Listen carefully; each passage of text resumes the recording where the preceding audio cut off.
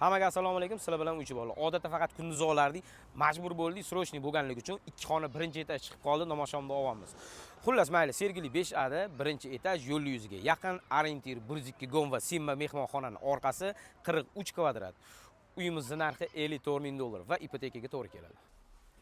Xullas, kirib olgan bo'lsa, bu koridorimiz.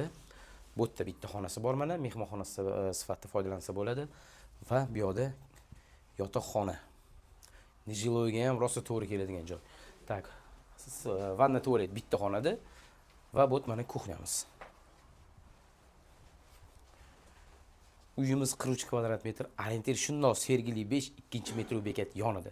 Bizani kuzatinglar, sizlar bilan uychi bolalar haqiqatan ham arzon uylarni qo'yayotgan bo'lsa, bitta like bosib qo'ying.